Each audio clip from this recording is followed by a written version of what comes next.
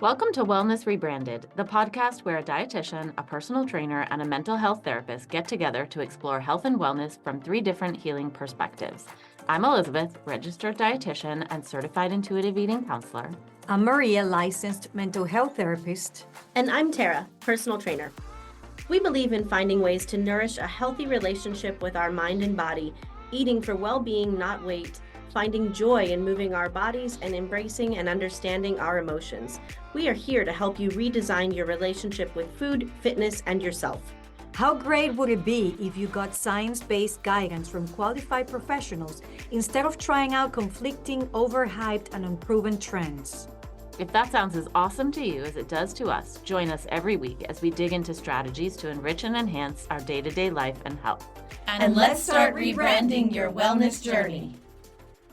Hello, and welcome back to another episode of Wellness Rebranded. I'm Tara, and I'm here with Maria and Elizabeth today. And today we are talking about navigating life's tricky transitions.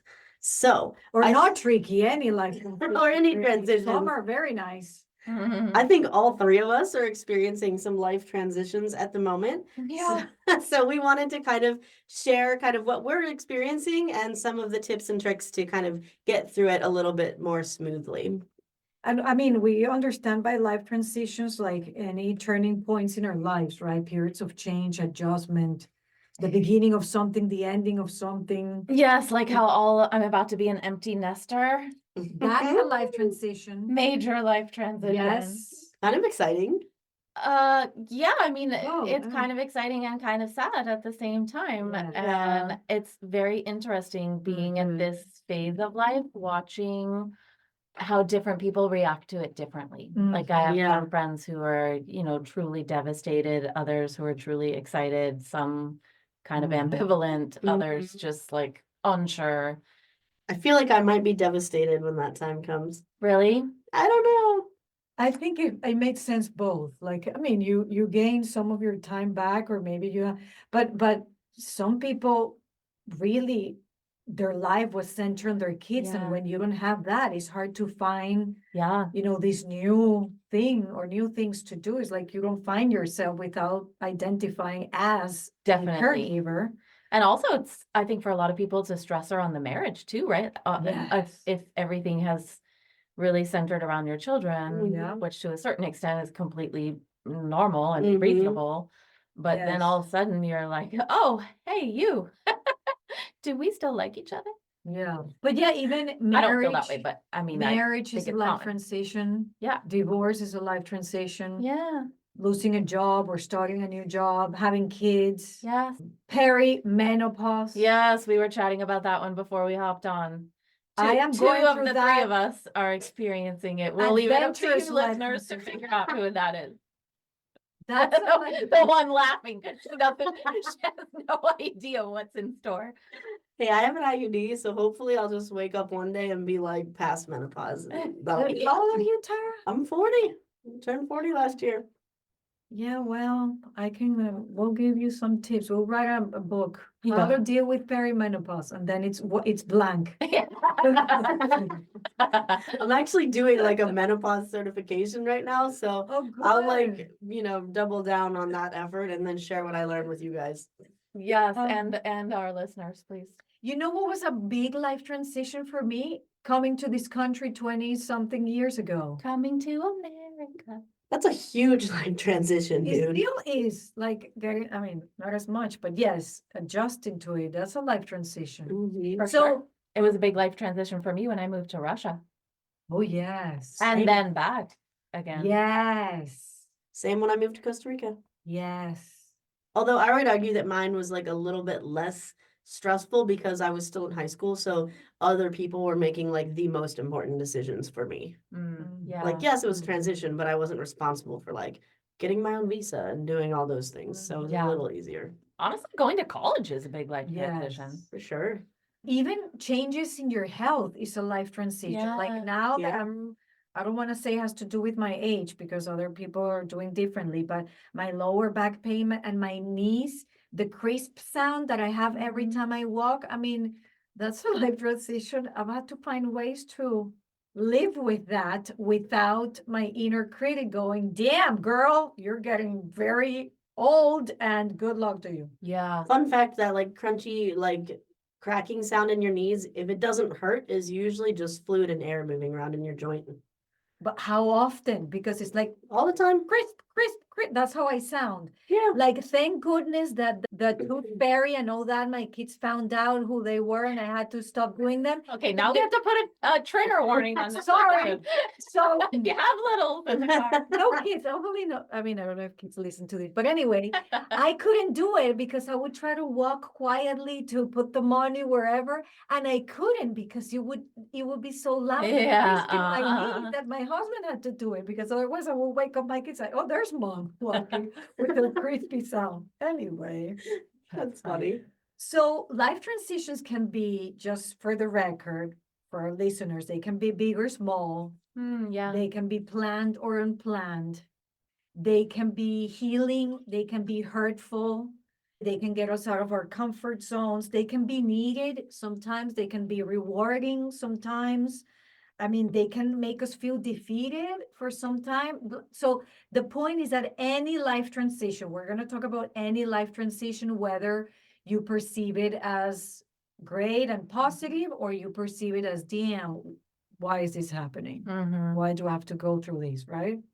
I was just thinking, like, the episode we did on stress, where we talked about like eustress and distress, it's like the same thing, right? So like getting married is super fun, but it's really a stressful event to plan it and make sure it all goes to plan, you know, or like traveling around the world for a year sounds great, but it's probably really stressful and a lot of planning.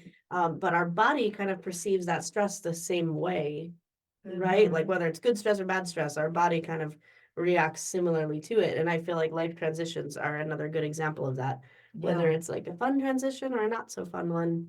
Because it's any Our body kind of change, sees it's the same. anything that any shift in your life that has an impact.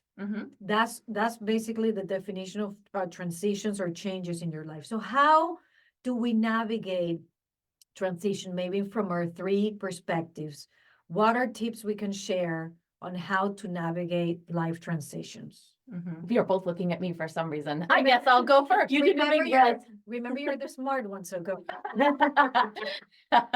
Well, the first one that comes to mind, I'm sure will surprise no one who knows me, which is doubling down on the self-care of just Increasing making it, sure that you are doing the things to take care of your mind and body in simple, it can be simple, non-overwhelming ways, but making sure you're eating, trying to get foods that are nourishing, continue moving if you can to lower stress, like do what you can to get a good night's sleep, just being gentle and kind with yourself. And I feel as though I should definitely say, this is a great time to download our self-care guide with loads of ideas and tools to help you plan and evaluate your self-care. Because there are ideas. Link in the show notes. Yep. And you have a point. It can be simple thing. It's really anything that could bring the slightest bit of joy or that can make you feel a little tiny better. That's self-care. And cared for. Like, what can you do to care for yourself? Whether the transition is welcome or unwelcome, you need to be cared for to get through it, right? To increase your bandwidth for dealing with it. So that's the first one that comes to mind for me. I mean, I have others, but. And maybe you might probably be practicing self-care already. So the deal where we're going through transitions is to increase it. So if you're doing a great job drinking water, well, then drink a little more, then move your body a little more, plant the flower, whatever it is, because your body is going to need that extra support because transitions can take a toll, right? So we just. Well, and I think sometimes, particularly if it's more of an unwelcome transition, it can feel overwhelming, right? And it does cause more negative stress and probably chronic stress, and maybe your bandwidth is lower, and you know, it's easy for your normal routines to kind of fade away with or without you even realizing it. So I think having an intentional plan around some of that fundamental, how are you eating? Yeah. Are you, sleeping? What are your stress management tools is really important. That kind of feeds into my biggest tip is like, look at what you can be consistent with, what isn't changing, and then like kind of prioritize that to make sure that what you're used to is still there while there's so much change outside of what's going on, right? Mhm. So if you're always exercising, but you're going through this transition where, life gets extra busy for whatever reason, like still prioritize that exercise because you want some consistency and some constants in your life. Mhm. Also, love that. like a thought with that is like, it's not all or nothing, it's all or something, so even if you don't have time to do like your normal hour-long workout or whatever, like a 15-minute workout is still good. Mhm. It's Mhm. not all or nothing. It's just every little bit matters. Like Elizabeth said, like what you're doing most of the time. It doesn't have to be all of Yeah. the time, Mhm. but even if Most of it's, the time, yeah, for a very important word. Love it. I can think of one, and it's one that I can think of is really acknowledge one that the transitions in your life are inevitable. And you already had a lot throughout your life, and you're gonna have plenty more. So acknowledge that this is not necessarily something that happened to you, but something that happened, period, end of the sentence, because sometimes we take it very personal, but life transitions are part of life, normal part of everyone's life. Having said that, once you acknowledge that you're going through a transition and you describe and name the transition, be aware and also acknowledge the thoughts and emotions that come with that transition. Yeah. Because breaking news, you will always have thoughts and emotions, always. Like from a psychological standpoint, really, the definition of a human being is basically the interaction between your thoughts, your emotions, and your actions, right? Those Mhm. three things. So with the transitions, you're going to have a lot of emotions. So what is it? Is this transition bringing fear, happiness, excitement, Mhm. sadness, worry? What is it that is coming? Acknowledge that, because emotions are there to feel them, and it's going to help you really pay attention to how you're dealing with this transition. Because together with that comes your thoughts.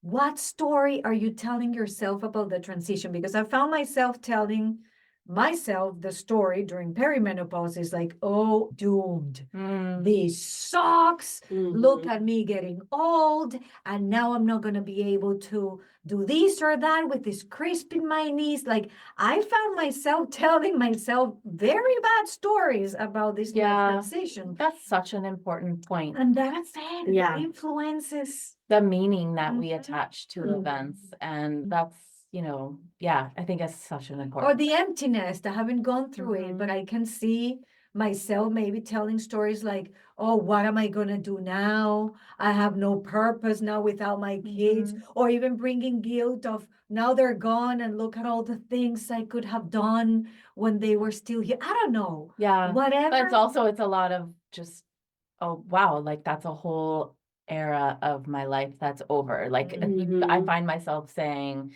well, our family's never going to be the same now because Exactly. they're Yeah. gone. And like that is a story that I'm telling myself, right? Mhm. Yeah, of course our family's not going to be the same, but we're still going to be a family. We can still make it awesome. So I love that point of Mhm. the pay attention to the story that you're telling yourself. So Mhm. here are three questions you listeners can ask yourselves if you're going through a transition. Number one, what emotions come up or do you currently have about this transition? Really pay attention to what you're feeling, because again, you're feeling something unless you are DEAD. Mhm. You have no control over your emotions. You're constantly 24/7 having emotions. I don't care if you try to repress them, hide them, control them. Good luck with that. Not gonna work. Possibly, most likely, I'm sure. So what emotions are currently coming up? The second question was, story are you telling yourself about this transition? Because sometimes we have patterns of the Yeah. stories. Some people have the pattern of being maybe catastrophic on the stories that they tell themselves, or more on the pessimistic side. Mhm. We have control over the story that we're telling ourselves, because that's gonna impact how we deal with the transition. Again, whether you plan it or not, is gonna impact. Yeah, and I think something that I talk to my clients a lot about, the story that we attach to things, like the story, like as an example, that we tell ourselves about our body. I think 3 questions you can ask there are check-ins. Is it true? Is it kind? Is it helpful? Like, is it absolutely true that that's the only way and the only possible outcome, that story? And is it kind and is it helpful? Right. And Because it could be true, but not the whole truth. right. It's not just black or white. Nothing is Yeah. 100% true. Uh-huh. There's many other. And the third question is, what story do you want to have Mm. about this transition? Like how would you like to view the change? Yeah. And work on that. That's a good tip. Again, thoughts and emotions, people, acknowledge them because they're going to come. And each transition has its own set of emotions and thoughts. Yes, definitely. I think so. We talked a lot about the potential impact on physical health of transitions. You obviously touching on mental and emotional health, but I think it's important also to think about social health. Mhm. Sometimes Oh, yeah. going through a big transition, Mhm. there's potentially changes in our social circles and social support systems. And that is an aspect of health that's important. Mhm. And so another tip that I would have is sort of think about that. What is your support network? What maybe do you need to invest time and energy into growing another social circle? Or, like I think of moving which is definitely life transition. Anytime I've moved, even if I haven't physically moved my house necessarily, but for example, my kids switch schools. Right. That is Yeah. a move to a new community. I think it takes a solid 2 years to like really that's just in my experience to really get feel like you're truly a part of that community and have support. Mhm. So I just think remembering the social aspects. I think that's hard too because life is so busy and everyone is so busy now that like it's harder to build social, relationships or social networks. It takes longer, I feel like, than it used to. So, having that village is kind of elusive in some cases. So I And think prioritizing that is a great idea. And I'll tell you this, it might sound obvious, but something that is really hard for me, and I've learned with years that is so important, is directly asking for help. Yeah. Like, I don't know if it's a pattern or a narrative that I grew up with that maybe there was going to be a prize if I do it alone. I don't know what it is, or that, I'm not as badass if I ask for help, is way better or has more merit if I do it. I think it's because it's vulnerable to ask Yeah. for help, right? Mhm. Asking for help admits that you're in some way struggling or in need. And I think a lot of times, I know, I guess I don't feel like anyone ever told me that, but I absorbed somewhere along the way that is like not a desirable thing, which isn't true. And now with at my age now that I'm trying to ask for help more often, it's even really helped me to connect with other people. Yeah. Because again, it shows my vulnerability. People love to show you what they know. Yeah. Human beings genuinely love to help others. So then it's like an instant connection. I learned something, I, check something off my plate that I Also didn't. validating. I mean, when you sat Mhm. down out there earlier and we're talking about perimenopause symptoms, I'm like, oh yeah, I can relate. And it just makes you feel less alone, frankly. Yes. So people go ask for help. It doesn't hurt. It helps. And also always remember self-compassion, because I'm thinking about noticing what you're feeling, recognizing the common humanity and that everybody goes through transitions and everyone experiences those emotions, and then doing something kind for yourself. So what better time to practice self-compassion than during a major life transition? And we also, I believe, have a whole episode on that. We will link it in the show notes. And then do a refresh on self-compassion. Thank you so much for listening. By the way, ladies, I don't think I've said this in a long time. I love you both, and I love doing this with the two of you. I love being here in this tiny room. You should see, we're like really close to each other. Tara loves to sit very next to me. No personal space in this. Don't feel left out, Elizabeth. I do. But I still love it. And we love you guys too. And if you love us back, follow along on Instagram at our Wellness Rebranded page, because Maria's been working really super hard on it and we want to connect with you guys there. So. I was going to say, don't just follow, talk to us there. Send us a message. We genuinely want to hear from you. If you love the episode, tell us. If you hate it, tell us that. If you have don't if you tell just us want to say hi, but talk to us. Please. We'll see you next time and deal with your life transitions. You can do this. And we'll see you next time. We're doing it together. We're Yes, all doing we're our doing life it together. transitions together. That's right. See ya. Thank you for listening. If you want to connect with me outside of this podcast, you can find me on Instagram at coaching_therapist. I'm Elizabeth. You can find me at Elizabeth Harris Nutrition or in my Facebook group, Health and Healing with Intuitive Eating. And I'm on Instagram and Facebook at Tara De Leon Fitness. Guys, if you loved this episode or any of our other episodes, we would love it if you would leave us a review on Apple Podcast. It really, really helps us get the non-diet word out to the rest of the world. So please leave us a review. Yes, thank you.